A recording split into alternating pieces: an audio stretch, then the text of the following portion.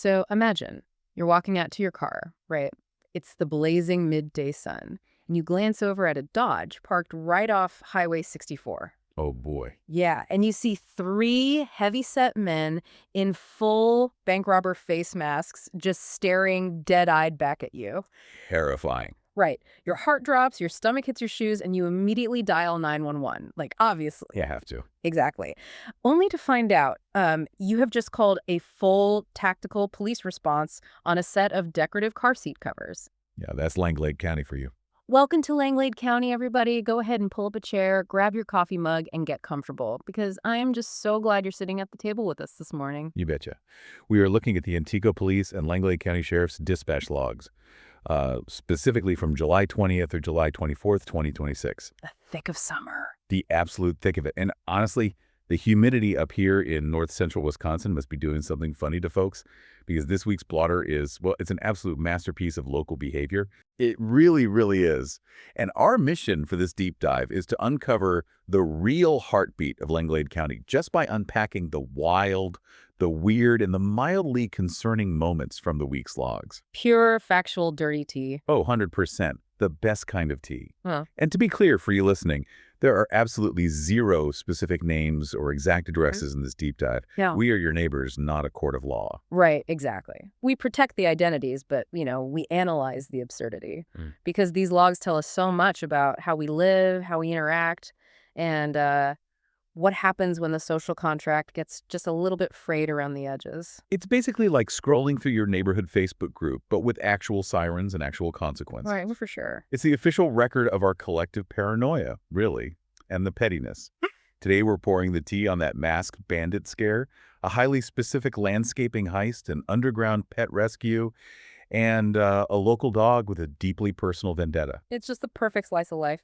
But I think we have to start with that intense hypervigilance you mentioned. Oh, yeah. The fake crimes. Right. Before we get into the actual small-town mischief, we need to examine the things that looked like major true crime drama, but just turned out to be peak Wisconsin misunderstandings. The illusion of danger. So I was reading the Friday log, and this incident on State Road 64 is just fascinating to me. A caller frantically reports this Dodge with the three masked individuals inside. The seat covers. The seat covers. But they give specific descriptions, like a guy in a blue flannel and a baseball hat, another heavier set person. The police rush to the scene expecting the Antigo version of heat and find out it is literally just upholstery. 10-2, totally secure. Completely secure. But my question is, how on earth does someone's brain invent a blue flannel shirt and a baseball hat out of a piece of polyester? Well, it comes down to a psychological phenomenon called pareidolia, combined with what we can just casually call true crime brain. True crime brain. Okay, I like that. Yeah, so pareidolia is the human brain's natural tendency to see familiar shapes, especially faces in random patterns. Oh, like seeing a face in the clouds or whatever. Exactly. The man in the moon, a face in a piece of toast. Now, inject modern media consumption into that. Yeah. People are binge-watching true crime documentaries. They're constantly reading terrifying news headlines. Oh, totally. You're just primed for it. Right. Their baseline for ambient danger is artificially high. So you take a caller who was already subconsciously scanning for danger, you add the glare of a windshield, a weirdly patterned seat cover, and a hit of adrenaline. And their brain just makes up a guy in a flannel shirt. It literally fills in the missing visual data with a narrative that makes sense of the fear. Yeah. The caller didn't lie. Their brain genuinely constructed a masked man to justify the sudden spike in their heart rate. Holy buckets.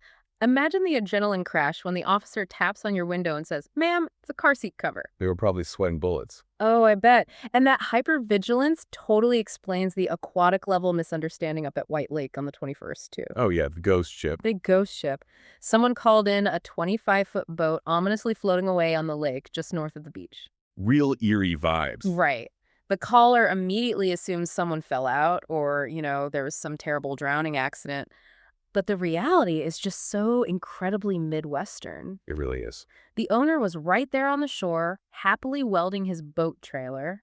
He had intentionally shoved the boat out into the water just to get it out of the way while he worked. And he fully intended to wade out and grab it when he was done. Exactly. It's just a guy doing some afternoon maintenance. Like, Yeah. why dry dock it when you have a perfectly good lake to act as a holding zone? Yeah. No, it makes perfect sense if you're the guy welding. But again, the society we live in immediately jumps to tragedy. We really do. 50 years ago, a neighbor would have just yelled across the beach like, hey, you lose your boat. Right. Now we dial 911 because we assume the absolute worst case scenario. Right. And we saw that exact same reflex on 6th Avenue on the 24th. Oh, the hotel incident. Yes. A very concerned caller reports people smoking out of a pipe at a local hotel. No descriptions, just the word pipe. Which implies, illicit drugs. Of course. The implication is heavy.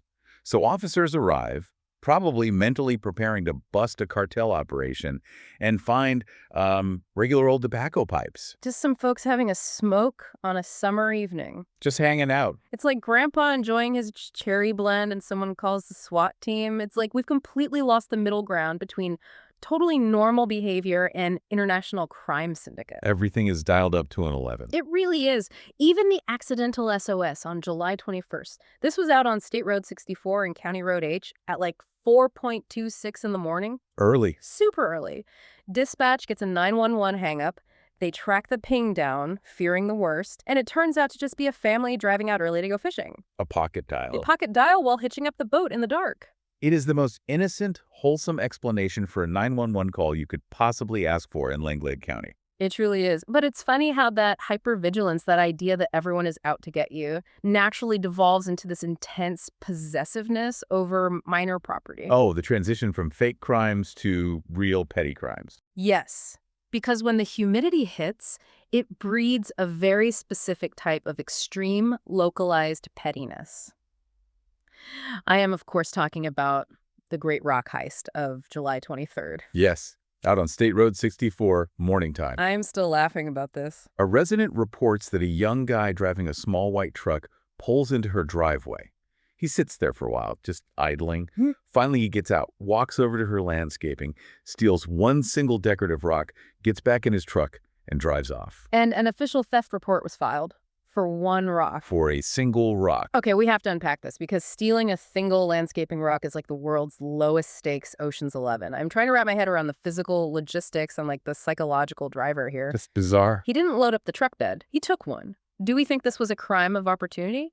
Did he see that specific rock and think, that's the one, that rock will tie my whole garden together? Well, sociologically speaking, landscaping in rural and small-town environments is deeply symbolic. How so? People spend immense amounts of time and money curating their yards because it's their outward projection of order and stability. Oh, sure. Curb appeal. Right.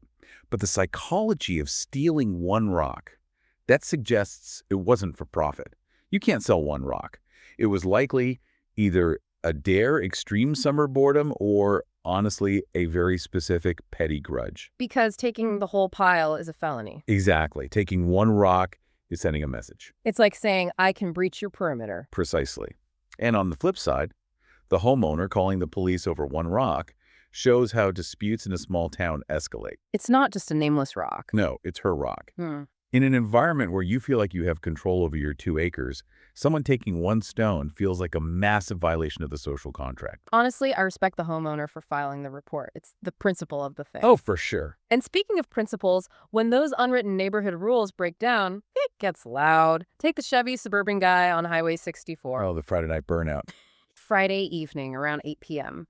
This guy decides to do burnouts, rev his engine, and just generally scream profanities in a parking lot. It's just making a massive, unavoidable scene. Right. And officers show up, and not only does he get slapped with a citation for no registration, plus warnings for no turn signals and unnecessary acceleration. The trifecta. But the police ended up kicking multiple other cars out of the lot for loitering. He single-handedly ruined the hangout spot for everybody. Well, in a rural community where there are fewer commercial venues for entertainment, gathering in parking lots is a time-honored tradition. Oh yeah, everyone did it in high school. But what you're seeing with the burnouts is performative rebellion. In an area with a lot of wide-open space, you can't easily dominate an area visually, but an unmuffled Chevy Suburban. That can acoustically dominate a half-mile radius. Exactly. It's a way of taking up space and demanding attention. The tragic irony, of course, is that his demand for attention brought the police, which dispersed the very audience he was trying to perform for. Oh, nothing clears a lot faster than flashing lights. But my absolute favorite petty crime of the week has to be the highly intimate threat on Charlotte Court. This one is so specific. Someone casually walks right into an uninvited home, doesn't steal anything, doesn't wreck the place. They literally just walk in, threaten to slap the resident, and then turn around and see themselves out. Just in and out. They delivered a verbal slapogram. Who does that? It's a fascinating escalation of boundaries, really. It implies a pre-existing relationship that has gone very, very sour. Because you wouldn't just do that to a stranger. You don't just walk into a stranger's house and threaten a mild physical altercation like a slap. Oh. A slap is inherently disrespectful, not lethal. It's deeply personal neighborhood beef. They wanted the resident to know, I have access to your safe space, and I have zero respect for you. Wow. It is the dirty tea we live for. It really is. But, as much as we laugh at the petty neighborhood beef, amidst the performative burnouts and the stolen rocks, there are actual invisible predators exploiting the trust of folks in Langlade County. Yeah, we have to talk about the serious stuff. I'm pouring a fresh cup because it's time to pour the serious tea so you sitting at the table with us can stay vigilant. It's crucial context. The blotter isn't just a comedy of errors. There are real cautionary tales here, particularly involving how trust is weaponized. Right. Take the incident on Forest Road on July 23rd. Oh, this one makes my blood boil. A resident did a Google search for an online loan. She found a site, filled out the information, and handed over her online banking details. And that's where it starts. The scammers deposited a fake check into her account. Then they hit her with the classic scheme. They told her she was approved to keep part of the money, but she needed to send a portion of it back to them for quote-unquote fees. A classic overpayment scam. So she goes down to the local Quick Trip, pulls out real hard cash, and sends it to them. Of course, the original check bounces a few days later, and now she's on the hook with her bank for the money she sent. It's an incredibly sophisticated trap. Well, this is what I need you to explain, because we always think of scams as targeting the elderly with fake IRS phone calls. But this mechanism relies on the bank's own technology. It does. How does the fake check, send cash back trick actually fool the bank's systems just long enough for the victim to make it to Quick Trip? Like, why does her banking app show the money is there if the check is totally fake? That's a great question. Are the banks just fronting the money to be polite and the scammers are using that Midwestern politeness against them? In a way, yes, but it's mandated politeness. It's driven by a federal rule called Regulation CC, the Expedited Funds Availability Act. Okay, I've never heard of that. Decades ago, consumers complained that banks held onto deposited checks for weeks before letting them access their money. So the government mandated that banks have to make deposited funds available to consumers quickly, often within one business day. Even if the check hasn't cleared. Even before the check actually clears the issuing bank on the back end. So the bank is essentially extending you a temporary line of trust. Exactly. And the scammers know this regulation inside and out. They deposit a fraudulent check. The victim's bank complies with federal law and makes the funds temporarily available in their balance. And the victim looks at their phone and thinks, wow, the money is really there. Oh, that is so awful. By the time the check navigates the clearinghouse system and bounces a few days later, which reverses the deposit, the victim has already withdrawn real cash at Quick Trip and sent it off. And the scammer is just gone. The scammer vanishes with untraceable funds, and the bank legally holds the victim responsible for the negative balance. They weaponize a banking convenience rule against the consumer. Cripes. That is a devastating lesson to learn on Forest Road. It just shows how small-town life is no longer insulated from globalized crime. Not at all. And it's not just financial. We're seeing harassment go digital, too. Yeah. A resident on Lincoln Street reported getting severe threats over Snapchat. Snapchat, yeah. Officers had to step in and advise them on blocking and reporting. Small-town bullying used to mean shouting across the fence or glaring at the grocery store.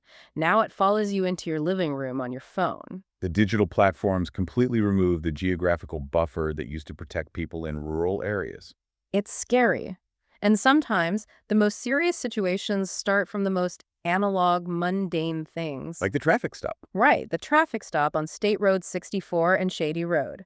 It starts as a totally routine traffic stop, but it immediately escalates. The driver gets slapped with a citation for operating after revocation, meaning they shouldn't have been behind the wheel at all. Right. But then it leads to a referral to the district attorney for felony bail jumping. It's a perfect example of how the modern justice system operates. Minor infractions are no longer just minor infractions. It's like pulling a loose thread on a cheap rug. You pull one little piece of yarn, a broken taillight, or an expired tag, and suddenly the whole foundation of someone's freedom completely unravels. Everything is connected. Because of interlinked databases, that officer pulls them over, runs the plates, and instantly sees they are out on bail for a felony, and driving on a revoked license violates the terms of that bail. Yep. One bad decision on Shady Road triggers a digital domino effect. A very costly digital domino effect. It's a reminder that law enforcement has a panoramic view of your history the second they run your plate. A great reminder for you listening. Make sure your taillights are working. Seriously. But listen, we have covered the human antics, the hypervigilance, the scammers, but you cannot talk about rural Wisconsin. You absolutely cannot talk about Langlade County without discussing the local wildlife. Oh, the animals. And more specifically, the pets who are giving their owners an absolute run for their money in the July heat.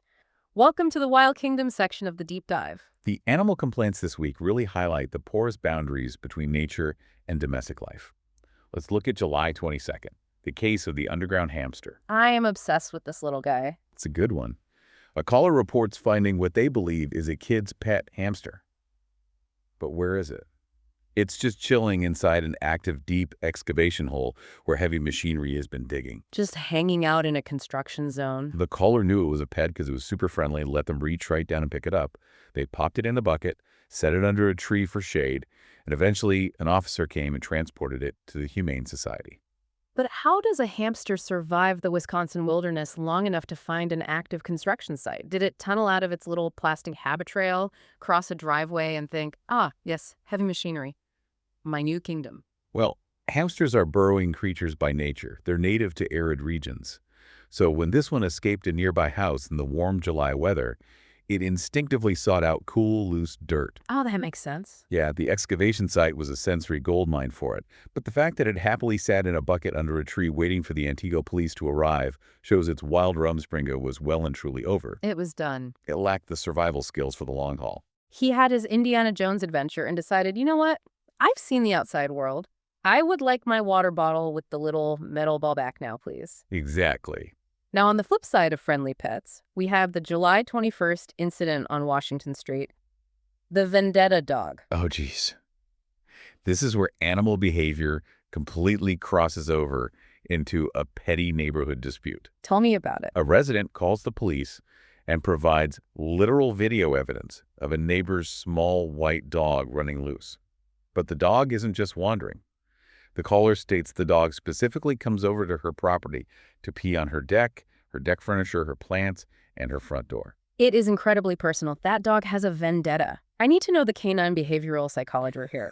Because the dog's owner is probably saying, oh, he's just a little guy. He doesn't know any better. Oh, they always say that. But that terrier knows exactly what he's doing. Absolutely. Dogs perceive the world chemically. They have a vomeronasal organ that allows them to read incredible amounts of data from scent. They don't recognize our visual property lines. They map territory olfactorily. When a dog bypasses a yard to specifically target a front door and patio furniture, they are intentionally scent marking a high-value human area. So they're doing it on purpose to the humans. They're effectively sending biological hate mail. Biological hate mail. The dog is establishing dominance over that specific patio. And the homeowner is exhausted, she's got the footage, and she wants law enforcement to make the owner accountable for their dog's territorial expansion. I absolutely love the phrase biological hate mail. And speaking of dogs aggressively expanding their territory, 2 runaway dogs from the RV park decided to go on a total mischief spree on the 23rd. They had a day. They were reported causing absolute chaos at the lake park and around 2nd Avenue. Yeah. An officer actually recognized one of the dogs from previous animal complaints. Frequent flyers. Exactly. They finally tracked down the owner, who had to come collect them, and got slapped with an animal at large citation. You can just picture these 2 dogs having the absolute best day of their lives by the lake, stealing hot dogs from picnics, while the owner is doing the walk of shame to go pick them up. It's the ultimate loss of control. And if dogs running amok aren't enough, how about a loose horse? Oh, the horse. Early morning on July 22nd, a caller reports a loose brown horse casually hanging out on the corner by the town shop on County Road T and TT.